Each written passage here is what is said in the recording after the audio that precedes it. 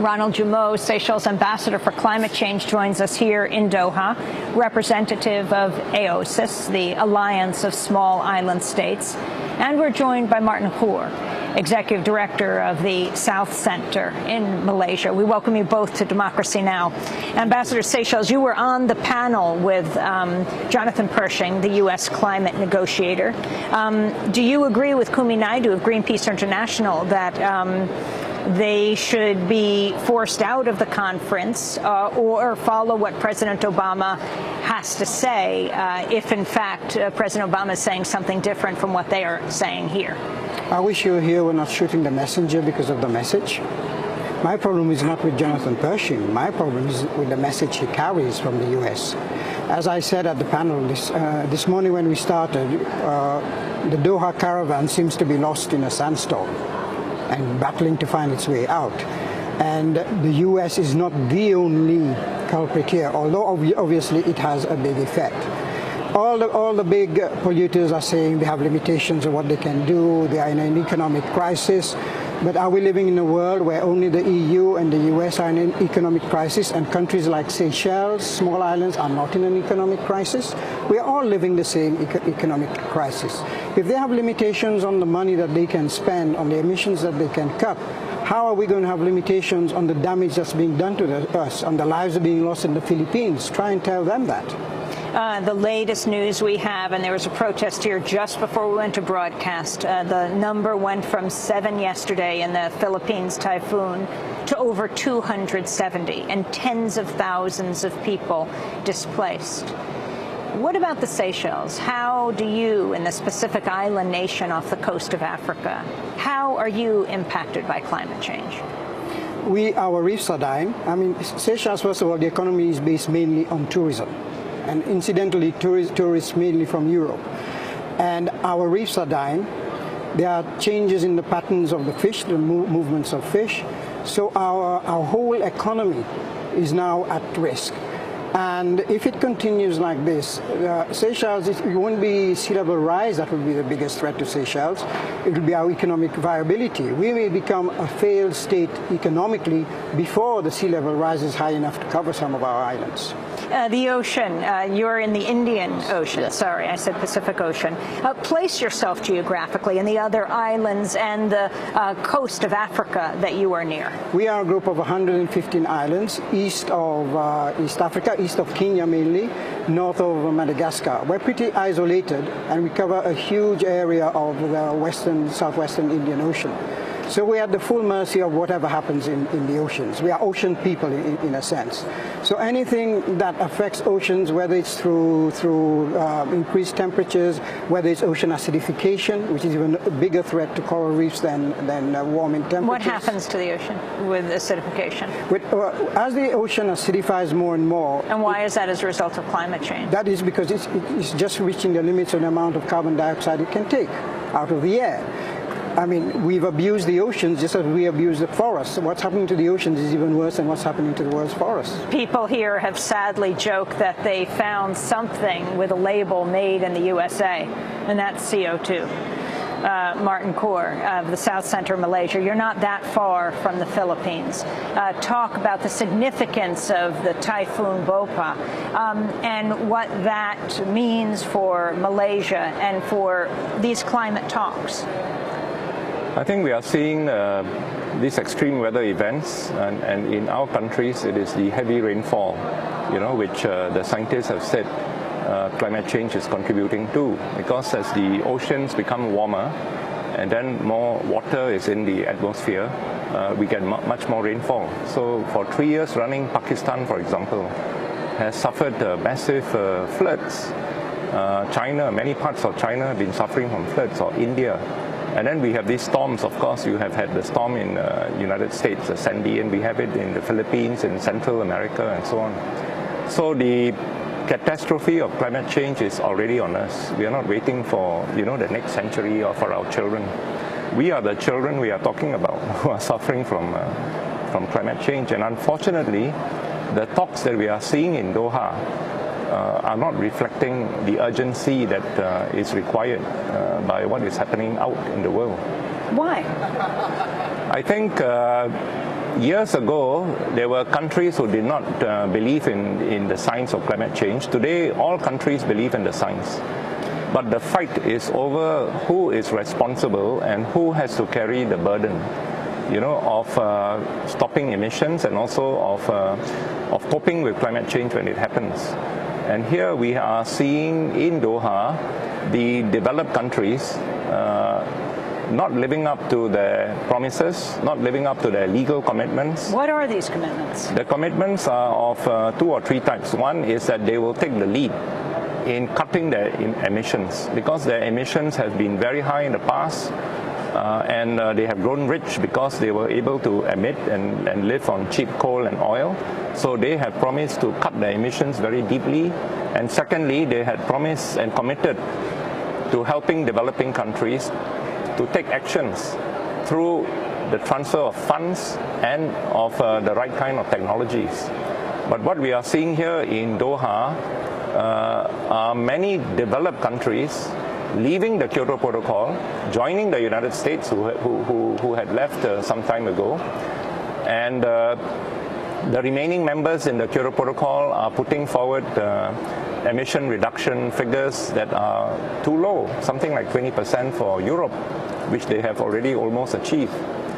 So the system that we started with in Bali in the climate talks about 5 years ago, that the developed countries would cut their emissions by 25 to 40% in the Kyoto Protocol, and the United States, that's not a member of the Kyoto Protocol, would do a similar effort under the convention. And this is based on science that we need 25 to 40%. The U.S. didn't even sign on to the Kyoto Protocol. The U.S. did not sign on, but they agreed. Under Bush, they agreed that they would do similar to what the Kyoto Protocol members would do. And now we are seeing under Obama the unraveling of that commitment, because the U.S. showing a bad example of not joining the Kyoto Protocol has now attracted 3 or 4 other countries to jump ship away from the Kyoto Protocol. And the U.S. proposal now is that each country just puts forward whatever it can do, and that will not be challenged. This is not based on science, and as a result of which we are now having very low ambition coming from the developed countries, which means that they are showing a bad example to the developing countries who would want to do more. But seeing that the leaders are not living up to their expectations, they are feeling very depressed, and this has repressed their ability to do more in terms of their own population. Ambassador Jumeau, before you're the roving climate ambassador for Seychelles, you were the U.S. UN ambassador from Seychelles. Now, the U.S. has a major drone base in Seychelles, which means you have close ties to the U.S. military. Does that affect your negotiations here? Oh, not at all. We are first and foremost a small island country. We are first and foremost a member of the Alliance of Small Island States. We are also for example, part of the African Union. But we always take the same position as the islands, because the islands have to stand together. There's no one like us. In fact, ironically, the U.S. drones in Seychelles take off from an airport that's only 10 feet above sea level. That should give them an idea of the sort of threat that we are facing. When the 2004 tsunami came and hit Seychelles, it actually covered part of our airport. So they have in fact, by being in Seychelles, they cannot say they don't understand our position, because their very drones take off from that airport. And not at all, and we don't allow either our friendship with the U.S. in other areas to compromise the very, very tough and stringent stance we take here. We are going to continue to call for urgent and deep cuts in emissions, not just to save Seychelles, because if countries like Seychelles go under, so does New York, so does the Nile Delta, so does every low-lying port and city, so does New Orleans. So we're not fighting, it's not just an island fight, we're fighting for all peoples in the same situation. And what about Hawaii? I mean, that's where, despite Donald Trump's contrary views, President Obama was born. Exactly. And we have, in other fora, started talking to people in Hawaii as islanders. And and they say, I'm sorry, you're a sovereign government. I represent, my government doesn't listen to me. I say, when I look at you, I don't see an American. I see an islander like me. I I wanted to turn to Pa Ousmane Jarju. Earlier today, Democracy Now! Producer Mike Burke spoke with him. He is from Gambia, the chair of the bloc of nations here at the climate talks known as the LDC, the least developed countries. So can you describe why this money is needed and how climate change has impacted Africa? Look at the impacts that we are facing. Look at the floods and the droughts that are occurring on a daily basis and an annual basis. People are dying. Over the last 2 decades, over 900,000 people have died in the LDCs. The amount of disasters that have occurred is 5 times currently than ever before. So there is no need for us to even say. It is very evident. We need even more than the 100 billion that was agreed. But for the countries to really demonstrate that gesture and that commitment, the 100 billion should be the start. And they have been spending over $400 billion on over the last 3 years on fuel subsidies. That is going to please the oil companies. That money is needed in our country. That's Pa Ousmane Jarju of Gambia, the chair of the bloc of nations here known as the LDC, the least developed countries. Martin Khor, Greenpeace's Kumi Naidoo also said Doha is where deals come to die. What do you want to see out of this conference? Do you expect anything? We expected a lot, but now I'm wondering whether that will happen. I think the first thing we need in Doha is to be certain that the Kyoto Protocol will continue meaningfully. You see, in the first 5 years of the Kyoto Protocol, the first commitment period, countries agreed to cut their emissions by an average of 5%. And now, in the second period, which begins in 2013, that will run for another 5 to 8 years, the science says that we have to cut by 25 to 40%, that the developed countries will have to cut. So this is a very big issue that is happening here, and up to now we still don't know by how much the developed countries that still remain in Kyoto Protocol will do the cutting. Where does China fit into the story? I mean, here we are in Doha. Qatar has the largest greenhouse gas emissions per capita in the world. We've talked about the United States, which is the historical largest greenhouse gas emitter. Where does China fit into the story? Often you'll hear the U.S. team saying it's all about China now. Actually, they emit more greenhouse gas emissions. I think the biggest issue about China really is its population size. You know, China has 1.5 billion people, and that's why the emissions are high. If you look at the average emission per Chinese, it's not very high. It's about 5 to 7 tons of carbon dioxide, you know, on average, compared to the United States, which is about 20. And China is still very much a developing country. I mean, the average per capita income is about $4,000 to $5,000, and they have just escaped from being a low middle-income country. So we are looking at huge population, and that's why the total emissions are large. If you look at India, it's even worse, because the poverty in India is still very bad. So to pick on these countries like India or China and say that unless they act, the United States will not act, this is really a very poor excuse. You know, it's picking on an issue that is not relevant. Of course, it is true that in the future, India, China, Malaysia, all countries, we have to take massive action in order to prevent you know, the large expansion of carbon dioxide. But I think it is only an excuse to demonize China and then say that's why the United States is not going to act. China is still very poor compared to the United States. I want to bring Latin America into this conversation and play a clip of Marta Benavides, an environmentalist and longtime activist from El Salvador. The Democracy Now! Team caught up with her today here in Doha at the Qatar Convention Center at an action addressing how the global north has failed to take action on climate change. Members of the women and gender constituency and their allies chanted, "Not in our name," condemning the ongoing negotiations here at COP18. My name is Marta Benavides. I am from El Salvador. I am here because the people of the South are the ones that are suffering the most, even though we have not really created the problem.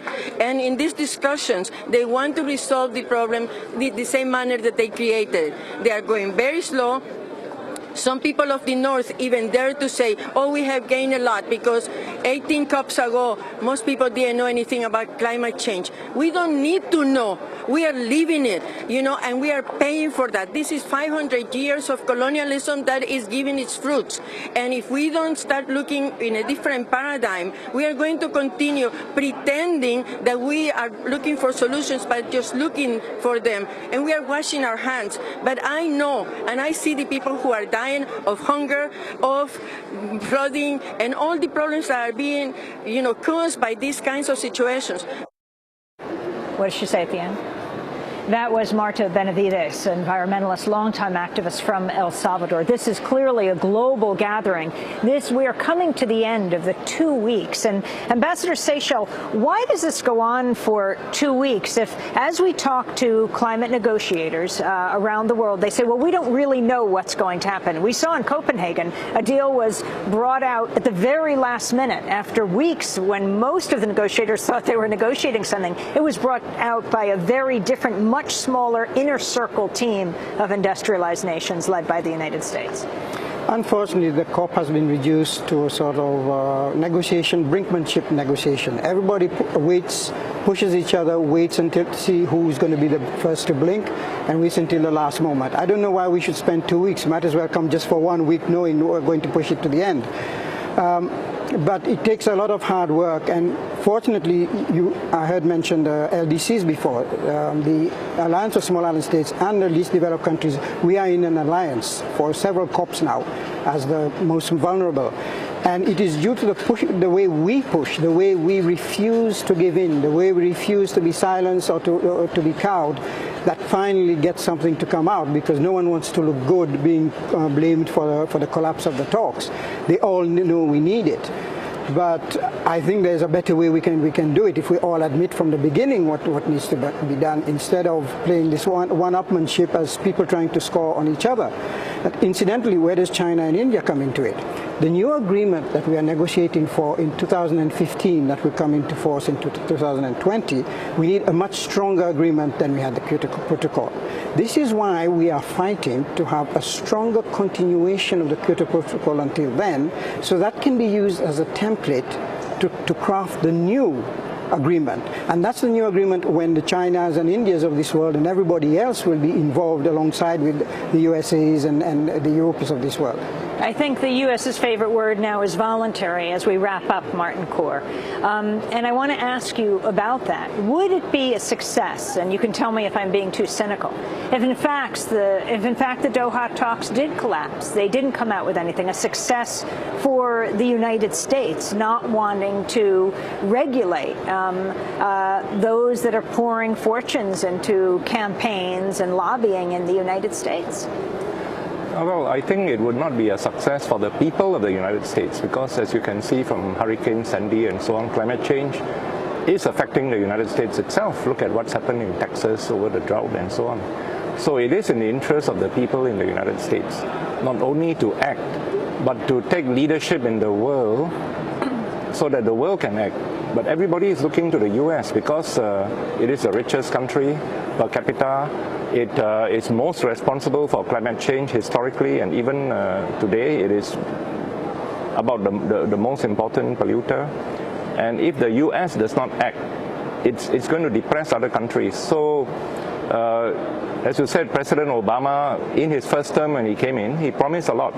And when the United States came back to the negotiations under Obama leadership, there was a standing ovation, because it said the US is back and we're going to take the lead. Unfortunately, it did not take the lead. It prevented others from acting, and it is actually in danger of doing worse than what Bush did. Because what Bush said was that I don't believe in climate change. If you people want to do something, you go and do it and leave me alone. But this present team seems to be saying, we are the leaders of the world, and if we can't do much, we don't want others to do, so that we don't look too bad.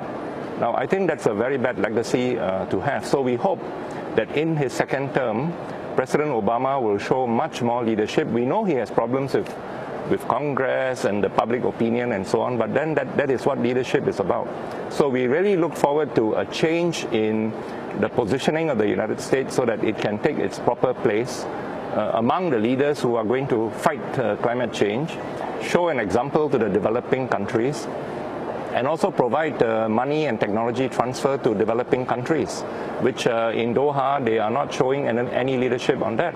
The developed countries seem to be saying that we are not going to give you money, there's not much money around. And as for technology transfer, you can forget about it. And that's a very depressing message to the developing countries. I want to thank you both very much for being with us. Martin Khor of the South Center in Malaysia, and Ambassador Ronald Jumeau, Seychelles Ambassador for Climate Change, the permanent representative of the Seychelles to the United Nations and a member of the Alliance of Small Island States. Ambassador Jumeau was the U.S. and UN ambassador to the United States for years from Seychelles. This is Democracy Now!, democracynow.org, The War and Peace Report. When we come back, a young college student joins us. She was banned from the Doha summit for the first week, but after a Twitter storm, allowed to re-enter. She gave a major address at the UN climate talks in Durban. Stay with us.